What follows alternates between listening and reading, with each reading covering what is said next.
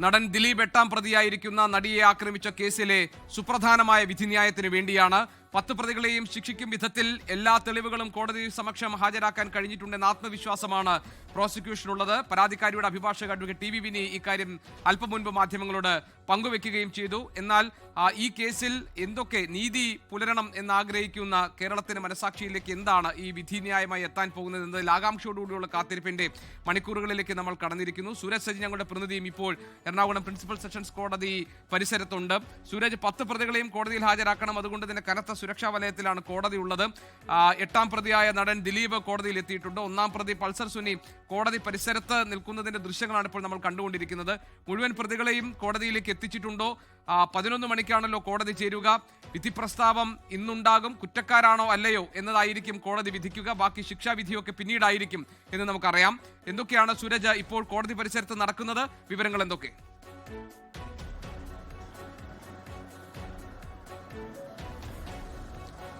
ഗോപികൃഷ്ണൻ, എല്ലാ പ്രതികളും ഇപ്പോൾ ഈ കോടതിയിലേക്ക് എത്തിക്കൊണ്ടിരിക്കുകയാണ്. ഇതിൽ പ്രധാന പ്രതികളായിട്ടുള്ള പൾസർ സുനിയും അതോടൊപ്പം തന്നെ ദിലീപ് അടക്കമുള്ള പ്രതികൾ ഇതിനകത്തേക്ക് കോടതിക്കകത്തേക്ക് കയറുകയും ചെയ്തിട്ടുണ്ട്. ഇപ്പോൾ കോടതി നടപടികൾ ആരംഭിക്കാനുള്ള ഒരുക്കങ്ങൾ തുടങ്ങിയിരിക്കുന്നു എന്നുള്ളതാണ് നമുക്കിപ്പോൾ കോടതിക്കകത്ത് നിന്ന് ഒടുവിൽ ലഭിക്കുന്ന വിവരം. 11 മണിയോടുകൂടി തന്നെ കോടതി നടപടി ആരംഭിക്കും. ആദ്യ കേസായി തന്നെ ഇത് പരിഗണിക്കുന്നു.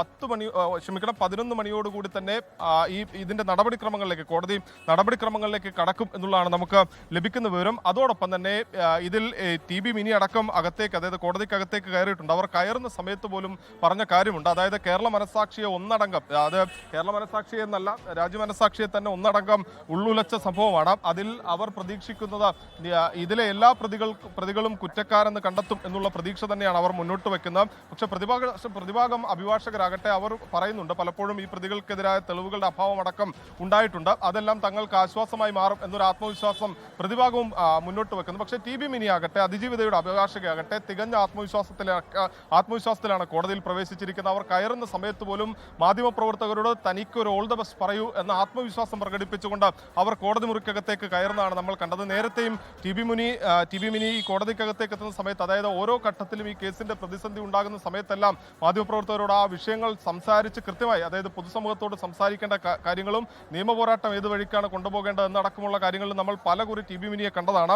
ഈ കോടതി മുറിക്കകത്തേക്ക് ഈ വിധി കേൾക്കുന്നതിന് വേണ്ടി കയറുന്ന സമയത്തും ആ ആത്മവിശ്വാസം കൈവിടുന്നില്ല എന്നുള്ളത് തന്നെയാണ്. കേരള മനസാക്ഷിയെ സംബന്ധിച്ച് ഏറെ നിർണായകമായ ഒരു കേസ്. ഈ കൊച്ചി പോലൊരു അതീവ സുരക്ഷിതമായ ഒരു മേഖലയിൽ അവിടെ ഒരു സിനിമാ നടി തന്നെ ആക്രമിക്കപ്പെടുന്നു.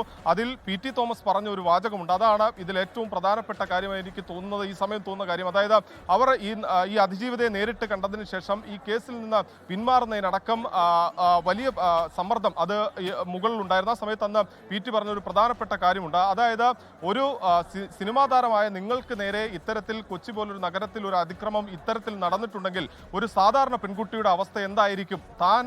തൻ്റെ ഒപ്പം ഉണ്ടാകും, അതായത് ഈ അതിജീവിതക്കൊപ്പം ഉണ്ടാകും എന്ന് അന്ന് പി.ടി. തോമസ് പറഞ്ഞ കാര്യമുണ്ട്. അതാണ് കൊച്ചിയിൽ ഒരു സിനിമാ നടിക്ക് നേരെ തന്നെ ഇത്തരത്തിലൊരു അതിക്രമം ഉണ്ടാകുന്നു, അപ്പോൾ പിന്നെ ഒരു സാധാരണക്കാരിയായ സ്ത്രീയുടെ അവസ്ഥ എന്തായിരിക്കും എന്നെ സംബന്ധിച്ച് അന്ന് പി.ടി. ഓർമ്മപ്പെടുത്തുന്നു. അത് തന്നെയാണ് ഈ കേസിൽ എല്ലാവരും ഉറ്റുനോക്കുന്ന പ്രധാനപ്പെട്ട കാര്യം. ഒരു താരത്തിന് തന്നെ ഇവിടെ ഒരു അതിക്രമം നേരിടേണ്ടി വരുന്നു. അതിൽ സ്വന്തം സഹപ്രവർത്തകനെ തന്നെ ആ കേസിൽ പ്രതി ചേർക്കുന്നു. അങ്ങനെ നിർണായകമായ ഒരു കേസിലെ വിധിയാണ് കേരളം കാതോർത്തിരിക്കുന്നത്. എന്തായാലും ഇനി ഒരു 15 മിനിറ്റ് മാത്രമേ കാത്തിരിക്കേണ്ടതുള്ളൂ.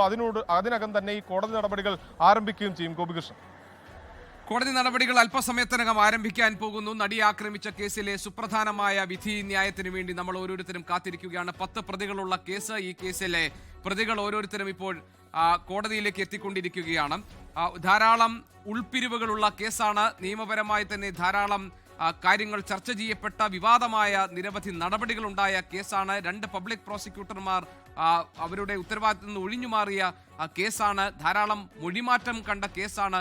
വിചാരണ കോടതി ജഡ്ജിയിൽ അവിശ്വാസം രേഖപ്പെടുത്തിക്കൊണ്ട് അവരെ മാറ്റണമെന്ന് ആവശ്യപ്പെട്ട അതിജീവിത സുപ്രീം കോടതിയെ സമീപിച്ച കേസാണ്. ഇങ്ങനെ ധാരാളം നിലയ്ക്ക് പ്രാധാന്യമുള്ള സവിശേഷതകളുള്ള ഒരു കേസാണ്. രാജ്യത്ത് തന്നെ പ്രോസിക്യൂഷന്റെ ഭാഷയിൽ പറഞ്ഞാൽ രാജ്യത്ത് തന്നെ ഇന്ത്യൻ നീതിന്യായ വ്യവസ്ഥയിൽ തന്നെ ആദ്യത്തെ സംഭവമാണ് സഹപ്രവർത്തകയെ ബലാത്സംഗം ചെയ്യാൻ കൊട്ടേഷൻ നൽകിയ കേസ്. ഇതായിരുന്നു പ്രോസിക്യൂഷന്റെ നിലപാട്.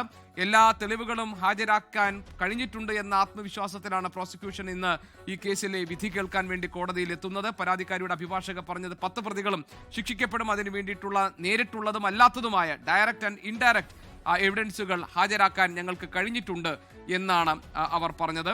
ലോകത്തെവിടെയായാലും ഏത് സമയത്തും 24 വാർത്തകളും ഓഗ്മെന്റഡ് റിയാലിറ്റി പാക്കേജുകളും എക്സ്പ്ലെയിനറുകളും വിശദമായി കാണാൻ ഞങ്ങളുടെ യൂട്യൂബ് ചാനൽ നിങ്ങൾക്ക് സബ്സ്ക്രൈബ് ചെയ്യാം.